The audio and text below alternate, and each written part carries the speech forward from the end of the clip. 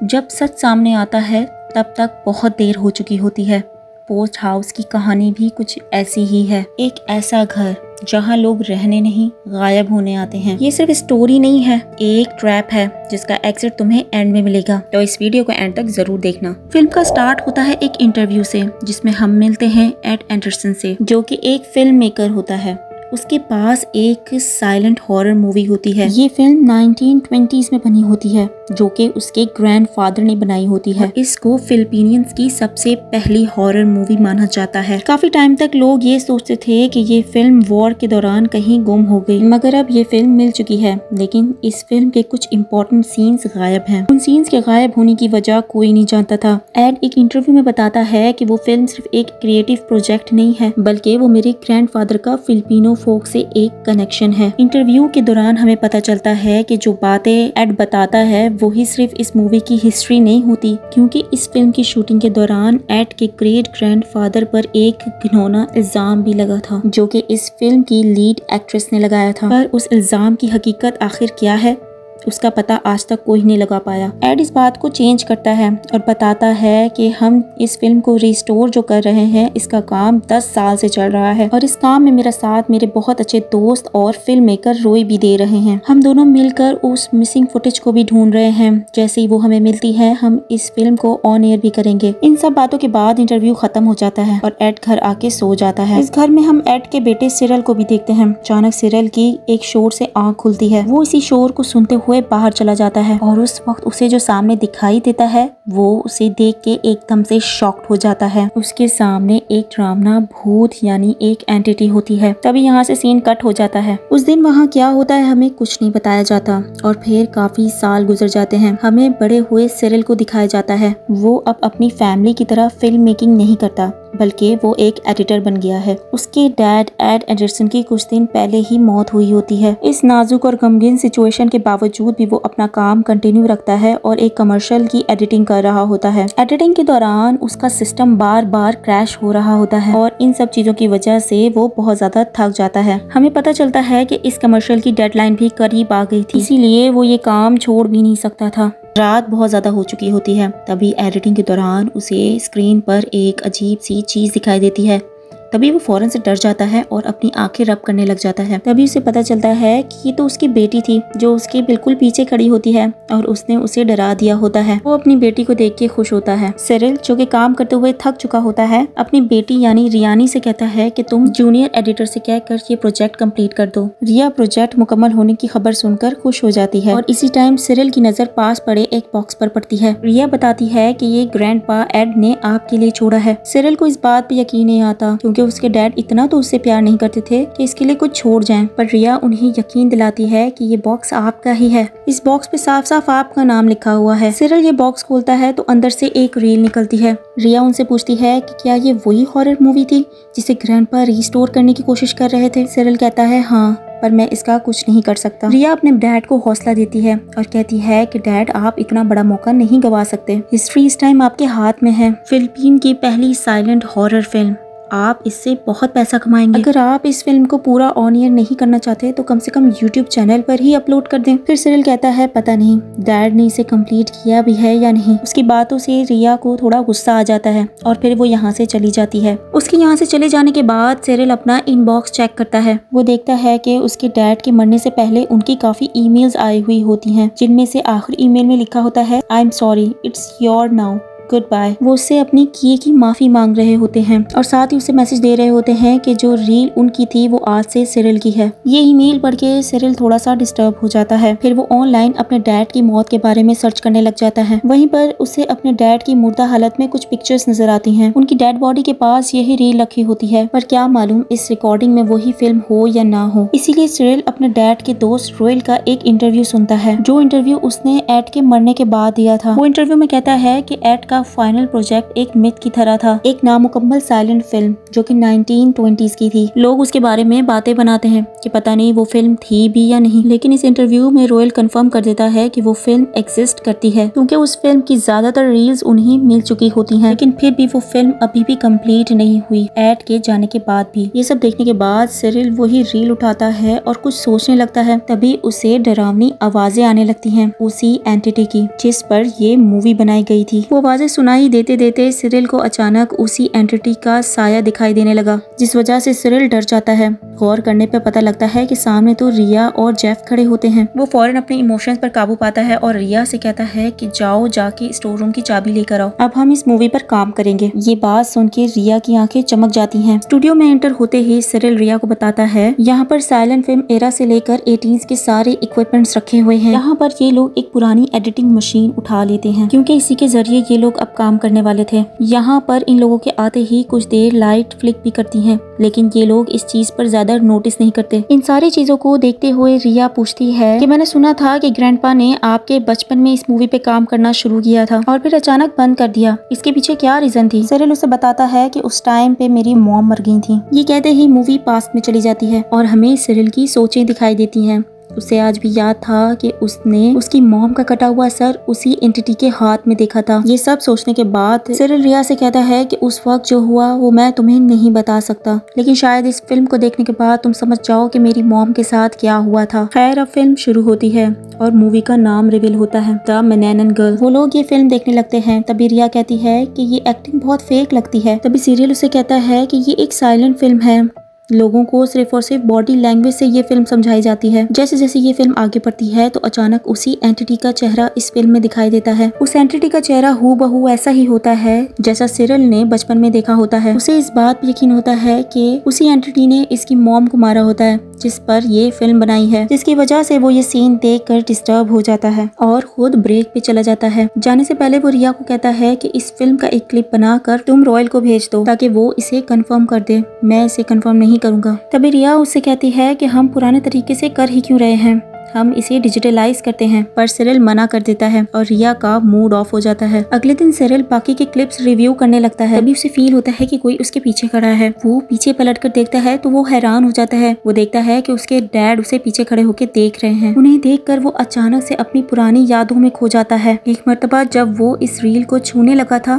तब उसके डैड उस पर बहुत ज्यादा चिल्लाए थे। उन्होंने सिरिल को यूजलेस भी बोला था और उसे मारा भी था। इस टाइम पे भी जैसे ही उसके डैड उसे मारने के लिए लपकते हैं तभी वो अचानक होश में आ जाता है और उसे पता लगता है कि वो उसकी इमेजिनेशन थी। नेक्स्ट सीन में हम देखते हैं कि रिया उस रील के कुछ क्लिप यूट्यूब पे अपलोड करने की कोशिश कर रही होती है, लेकिन बार बार फेल हो जाती है। इतने में पीछे से सिरिल आ जाता है और ये सब कुछ देखकर वो बहुत ज्यादा डिस्टर्ब हो जाता है, लेकिन रिया फौरन अपने डैड से माफी मांग लेती है और उनका मूड ठीक हो जाता है। नेक्स्ट सीन में हम देखते हैं कि उन्होंने फुटेज का काफी हद तक काम कंप्लीट कर लिया होता है और अब हमें कंपाइल्ड फुटेज दिखाई जाती है जिसमें हम एक परफेक्ट फैमिली सीन देख रहे हैं। माँ बाप और एक बेटा। अचानक ही उन्हें उस फिगर का साया दिखाई देता है और फिर ये लोग डर जाते हैं। वो ये बात जानते थे कि ये मैनैनन गर्ल है। उस फैमिली का आदमी कहता है कि मैं जाऊंगा और उस एंटिटी से लड़ूंगा और तुम लोगों को बचाऊंगा। अगला सीन मैनैनन गर्ल और उस आदमी के लड़ाई का होना चाहिए था, लेकिन बाद में सारा कुछ ब्लैंक हो जाता है और वो वाली रील तो होती ही नहीं है। सिरिल जानता था कि इसके अगले सीन की फुटेज उसके डैड ने ढूंढ ली थी,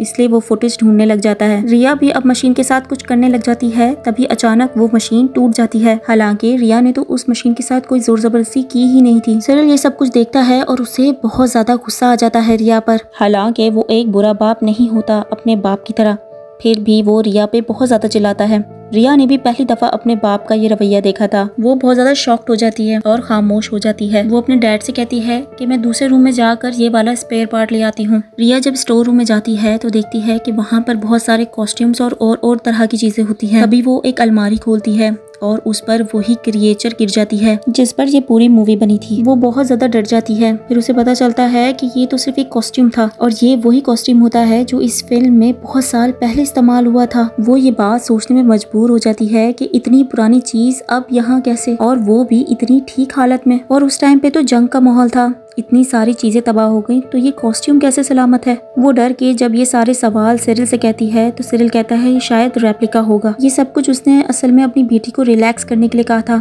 कंफ्यूज तो वो भी बहुत था। बचपन से ही वो इस स्टूडियो में आता जाता रहा है, लेकिन ये कॉस्ट्यूम उसकी नजर में पहली दफा पड़ा है। खैर वो इतने रील सेट करने में लग जाते हैं, तभी वहाँ पर जेफ आता है और कहता है इस तरह तो कमर्शियल नहीं पूरी होगी और डेडलाइन भी करीब है। तभी सिरिल जेफ से कहता है कि हम नहीं आ रहे, जाओ और जाके डेडलाइन एक्सटेंड करवा लो। जब जेफ उस पर गुस्सा करने लगता है तो सिरिल भी उसे गुस्से में वहाँ से निकाल देता है और रिया से कहता है कि जानबूझ के ये लड़का सब कुछ कर रहा है। इसे पता भी है कि हम लोग कितना करीब पहुँच गए हैं मंजिल के, हम इससे आगे ना निकल जाए, इसीलिए ये कर रहा है। सिरिल के सर पे इस फिल्म का जुनून इतना सवार हो जाता है कि वो आधी रात को रिया को उठा देता है और कहता है कि जल्दी प्रीव्यू रेडी करो क्योंकि अंकल रुएल आ रहे हैं ये सब कुछ देखने के लिए। अगले जो क्लिप्स उन्हें मिलते हैं उन क्लिप्स में वो देखते हैं कि मनैन गर्ल उस बच्चे के पास ही पड़ी होती है जिसे उसके माँ बाप बचाने की कोशिश कर रहे थे। वो बच्चा बहुत ज्यादा डर जाता है। क्रिएचर का साया जैसे ही उस बच्चे पर पड़ता है तो वो बच्चा डर कर जमीन पर गिर जाता है और एक और मर्तबा स्क्रीन ब्लैंक हो जाती है। सिरिल और रिया दोनों को ही गुस्सा आ जाता है कि एंडिंग अभी भी गायब थी। अगले सीन में हम देखते हैं कि रुएल बाहर बैठा वेट कर रहा होता है और उसका पूरा जिस्म कांप रहा होता है डर से। वो लोग रुएल को बुलाते हैं अंदर एंडिंग कंप्लीट दिखाने के लिए। तभी रुएल आता है और उसी रील को उठा के तोड़ने लग जाता है। सिरिल यहाँ अंकल को देखकर बहुत ज्यादा शॉक में चला जाता है। वो उन्हें गुस्से में रोकने की कोशिश करता है और उन पर चिल्लाता भी है और उल्टा अंकल भी उस पर चिल्लाते हैं और बोला मैं तुम्हारे डैड को भी समझाता था कि इस मूवी पर काम ना करें, ये मूवी कर्स्ड है, श्राप है इस मूवी में, ये मूवी तुम लोगों की जान ले सकती है, लेकिन ना तुम्हारे बाप ने सुना और ना ही तुम लोग सुन रहे हो। इस फिल्म की वजह से तुम्हारी माँ की जान गई और फिर दोबारा जब उसने इस फिल्म पर काम करना शुरू किया तो उसकी जान भी चली गई और अब तुमने ये काम शुरू कर दिया है। सिरिल को उसकी बात पर यकीन नहीं आ रहा था। तभी अंकल ने कहा क्या तुमने उसी मनैन गर्ल का कॉस्ट्यूम देखा है? वो हाँ में जवाब देता है। फिर अंकल कहते हैं वो कॉस्ट्यूम मुझे ला के दो। जब ये लोग कॉस्ट्यूम लेने स्टोर रूम जाते हैं तो वो कॉस्ट्यूम वहाँ से गायब हो जाता है। जब वो लोग पागलों की तरह उस कॉस्ट्यूम को ढूंढने लगे तभी अचानक लाइट ऑफ हो जाती है और मनैन गर्ल अंकल रुएल के सामने आके खड़ी हो जाती है। दूसरे सीन में हमें दिखाया जाता है कि रिया इन सारे सीन के बाद बहुत ज्यादा कंफ्यूज हो गई थी कि आखिर इस मूवी में ऐसा है क्या जिसकी वजह से ये सारा कुछ हो रहा है। वो इंटरनेट पे सर्च करती है, तभी काफी सारे सच उसके सामने आते हैं। इस मूवी की लीड एक्टर स्टेला इस मूवी को करने के बाद ज्यादातर मेंटल हॉस्पिटल में रही है। यहीं पर उसे एक रिकॉर्डिंग भी मिलती है जिसमें स्टेला उसके ग्रेट ग्रैंडफादर पर उसकी इज्जत लूटने का इल्जाम लगाती है। वो कहती है कि जिस सेट पर ये लोग काम कर रहे होते हैं वहाँ पर बहुत सारी अननेचुरल चीजें इनके साथ होती हैं। वो उन अननेचुरल चीजों को किसी भूत का नाम नहीं देती। वो कहती है कि मेरे गुस्से ने एक सुपर नेचुरल रूप ले लिया है और अब वही मनैन गर्ल बन गई है। वो मनैन गर्ल इस पूरी फैमिली यानी एंडरसन की फैमिली को शराप देती है कि इस फैमिली का कोई मेंबर नहीं बचेगा, मैं सबको मार डालूंगी। उसी टाइम पर वहाँ पर जेफ आ जाता है। वो रिया से कहता है कि साइड प्रोजेक्ट करते रहो, अपना काम ना करना। वो कहता है कि मैं अब ये रील उठा के लेके जा रहा हूँ, जब तक कमर्शियल फिनिश नहीं होती कोई ये काम नहीं करेगा। हालांकि रिया उसे रोकती रह जाती है लेकिन वो कॉरिडोर में चला जाता है और इस टाइम उसके सामने आ जाती है मनैन गर्ल। वो फिर पीछे से आके उस पर हमला कर देती है और यहाँ से सीन कट हो जाता है। यहाँ पर सिरिल जब रुएल को देख रहा होता है तभी वहाँ पर मनैन गर्ल आ जाती है। वो उससे बचने के लिए भागता है और साथ में रिया को भी बचाने का सोचता है और जैसे ही वो रिया के पास पहुँचता है तभी मनैन गर्ल ठीक उसके पीछे खड़ी नजर आती है, लेकिन फिर अगले ही पल वो दोबारा गायब हो जाती है। यहाँ पे सिरिल रिया से पूछता है कि रील्स कहाँ गई? रिया बताती है कि जेफ ले गया। इस बात पे सिरिल को बहुत ज्यादा गुस्सा आ जाता है और वो चिल्लाने लगता है। तभी रिया उससे माफी मांगती है। सिरिल उसे गुस्से में कहता है कि यहाँ से चली जाओ। रिया फिर वहाँ से चली जाती है और सिरिल अकेला रह जाता है। रिया फिर अपनी मॉम को कॉल करके बताती है कि सिरिल बहुत ही अजीब बिहेव कर रहा है। हालांकि वो और उसकी मॉम जानती है कि सिरिल कभी भी इस तरह से बिहेव नहीं करता। फिर उसकी मॉम कहती है रुको मैं खुद आके देखती हूँ। सिरिल अब गुस्से में ड्रिंक करने लग जाता है। फिर अचानक से उसे वही मनैन गर्ल नजर आती है जिसकी अब बॉडी सिर्फ आधी थी, उसका सिर्फ ऊपर वाला हिस्सा होता है। इस टाइम पे सिरिल डरा नहीं बल्कि उसके पीछे जाने लगा। वो उसे लेकर स्क्रीनिंग रूम ले जाती है। वहाँ पर वही रील पड़ी होती है, इस पर एंडिंग लिखा होता है। मनैन गर्ल ने उसे कहा कि इसे सेट करो। उस रील को ऑन करने पर दिखाई देता है उसे एक लड़का जिसके सामने उसकी माँ की लाश थी। हालांकि उसे मनैन गर्ल ने मारा होता है लेकिन उसके डैड सारा इल्जाम उसके ऊपर डाल रहे होते हैं, ये कहते हुए कि तुम्हें बचाने के चक्कर में तुम्हारी माँ चली गई। ये सीन सिरिल को अपने बचपन से मिलता जुलता लगता है। उसे याद आता है कि जब उसकी मॉम बहुत ज्यादा नाराज थी और उसके डैड को छोड़ने वाली होती हैं, तब उसके डैड उसके पास आए थे और उन्होंने उसे कहा था देखो तुम्हारी मॉम तुम्हें छोड़ के जा रही हैं, तुम डरना मत, सो जाओ। क्योंकि मैं कुछ ऐसा करूंगा कि तुम्हारी मॉम हमेशा हमारे साथ रहें। इससे आके वो कुछ भी सोचना या देखना नहीं चाहता था। उसने अपनी सोचों को झटका और फिर वो प्रेजेंट में आ गया। हमने देखा कि मनैन गर्ल सिरिल के बिल्कुल सर पे खड़ी थी, वो डरावनी एंटिटी, और वो उसके सर पर हाथ रख के कहती है या तो इसे कंप्लीट करो नहीं तो मैं तुम्हें मार दूंगी। सिरिल डरते हुए कहता है रुको, मैं इसे पूरा कर सकता हूँ। दूसरी तरफ हमें रिया को दिखाया जाता है।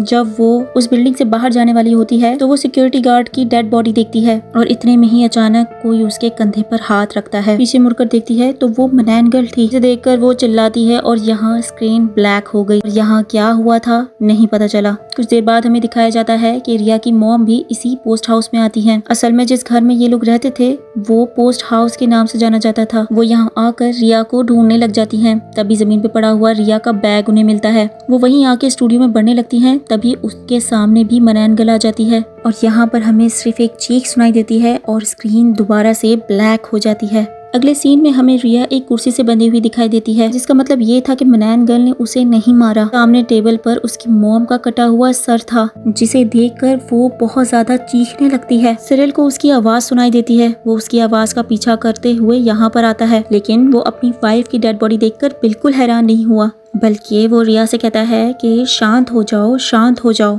यहाँ से हमें साफ पता चलता है कि मनैन गर्ल ने उसे पोजेस किया होता है। मनैन गर्ल ने उसकी बॉडी पर, उसके दिमाग पर कब्जा कर लिया है। अब वो जबरदस्ती वो फिल्म रिया के सामने ऑन कर देता है और उसे कहता है कि ये तुम्हारे लिए एक प्राइवेट प्रीमियर है। अब बताओ किसकी एंडिंग को किस तरह सेट करना चाहिए। एंडिंग उस क्रिएचर को दिखाते हुए होनी चाहिए या उस बच्चे को दिखाते हुए। रिया उसे कहती है मुझे नहीं पता। ये सुन के सिरिल चिल्ला देता है और कहता है क्या फायदा तुम्हारे फिल्मिंग स्कूल में इतने सारे पैसे देने का। तुम्हारी उन फीसों की वजह से मैं यहाँ कमर्शियल एडिट कर करके मर गया। मैंने अपना ख्वाब छोड़ दिया, फिल्म नहीं बनाई, और तुम ये कह रही हो कि तुम्हें कुछ नहीं पता। कि आवाज इतनी धीमी होती है और अजीब होती है, ऐसा लगता है कि उसकी आवाज से कोई और बोल रहा हो। तभी रिया रोने लग जाती है। तभी सिरिल उससे कहता है कि तुम मेरा यहाँ दर्द महसूस करोगी। यहाँ स्क्रीन पर भी अब मनैन गर्ल रिया की तरफ बढ़ने लगती है और रिया इन सारी चीजों से डर कर अपने आप को आजाद कराने की कोशिश में लग जाती है। और फिर अचानक यहाँ की लाइट्स भी बंद हो जाती हैं। रिया अपने हाथ खोल के फौरन कुर्सी से उठ के भागती है। तभी सामने मनैन गर्ल आ जाती है, उस पे हमला कर देती है। तभी रिया पास में पड़ा हुआ चाकू मनैन गर्ल के अंदर घुप देती है। उसे लगा कि उसने उस क्रिएचर को मार दिया,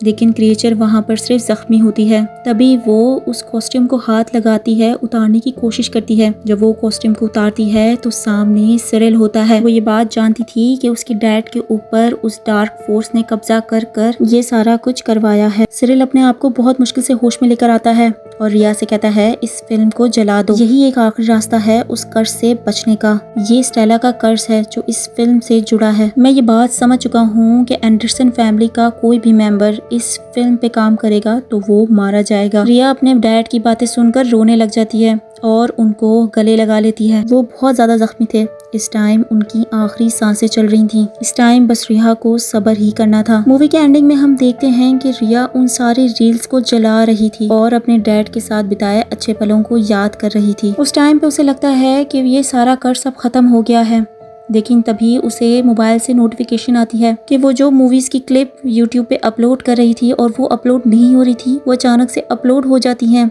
और बहुत सारी नोटिफिकेशंस भी आ रही होती हैं और हजारों लोग उसे देख चुके थे। वो अब कंफ्यूज हो जाती है कि अब पता नहीं क्या होगा। क्या वो कर्ज उन सारे व्यूवर्स पर भी होगा या सिर्फ उसी तक महदूद रहेगा। उसकी ये सोच और इसी मिस्ट्री के साथ ये फिल्म यहाँ पर ख़त्म हो जाती है। तो दोस्तों, मूवी अच्छी लगी हो तो इस चैनल को सब्सक्राइब और इस वीडियो को लाइक लाजमी कीजिएगा। This is explainer point.